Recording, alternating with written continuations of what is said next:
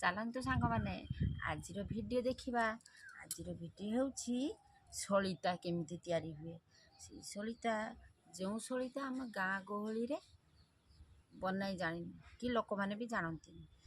ଟାଉନରେ ଜାଣିଥିବେ ବୋଧେ, କହିପାରିବିନି ସେ କଥା, କିନ୍ତୁ ଆମେ ଗାଁ ଗହଳିରେ ଏଇ ସଳିତା ବନେଇ ନୂଆ ଷ୍ଟାଇଲର ଗୋଟିଏ ସଳିତା ବନେଇବାକୁ ଯାଉଛି ସଞ୍ଜ ଦେବା ପାଇଁ, ଯାହାକି ସେଥିରେ କମ୍ ତେଲ ଖର୍ଚ୍ଚ ହେବ ଆଉ ବହୁତ ସମୟ ଯା ଜଳିବ।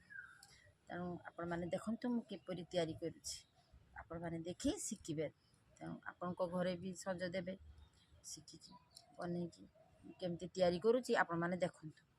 ଏହିପରିକା ଗୋଲ କରିବେ। ତୁଳାର ତଳ ପଟୁ ଗୋଲ ହେଇଯିବ, ଉପର ପଟୁ ଛୁଞ୍ଚିଆ ହେଇଯିବ।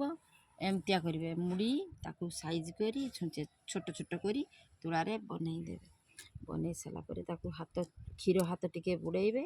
ଯଦି କ୍ଷୀର ନଥାଏ ଆପଣଙ୍କ ଘରେ, ତାହେଲେ ଓମଫେଡର ଆମର ଯାହାକୁ ଆମର ଅମୁଲ କୁହାଯାଏ, ଅମୁଲ ପ୍ୟାକେଟ୍ ମିଳୁଛି 10 ଟଙ୍କାରେ, ସେଇ ପ୍ୟାକେଟ୍ ଆଣି ଟିକେ ପାଣିରେ ପକାଇ ଭିଜେଇ ଦେଇକି ତାକୁ ଟିକେ ହାତ କରି ମୁଡ଼ି ଦେଲେ ସେ ଟାଣୁଆ ହେଇଯିବ। ତାକୁ ଟିକେ ଖରାରେ ଶୁଖେଇ ଦେବେ, ଶୁଖେଇ ଦେଇ ତାକୁ ଜରିରେ ଭରି ରଖିଦେବେ। ଆମର ତ ଇଆଡ଼େ ବହୁତ ଟାଉନରେ ଏଗାକୁ ବହୁତ ମିଳୁଛି, ସବୁ ଲୋକ ତ ଜଳୁଛନ୍ତି।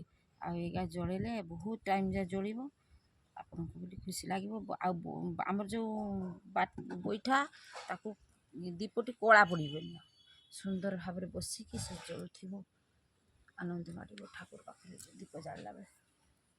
ରହୁଛି, ବାଏ, ଜୟ ଜଗନ୍ନାଥ। ସବସ୍କ୍ରାଇବ୍ କରିବେ, ଲାଇକ୍ କରିବେ। ଏଇ ଭିଡ଼ିଓଟିକୁ ଦେଖିଲେ ଆପଣମାନଙ୍କୁ କେମିତି ଲାଗୁଛି ଆପଣମାନେ ସବସ୍କ୍ରାଇବ୍ କରି ମୋତେ ଜଣାଇବେ। ରହୁଛି, କମେଣ୍ଟ ସେକ୍ସନରେ ନିହାତି କହିବେ। କମେଣ୍ଟ ସେକ୍ସନରେ ଆପଣ ନିହାତି କହିବେ। ରହୁଛି, ବାଏ।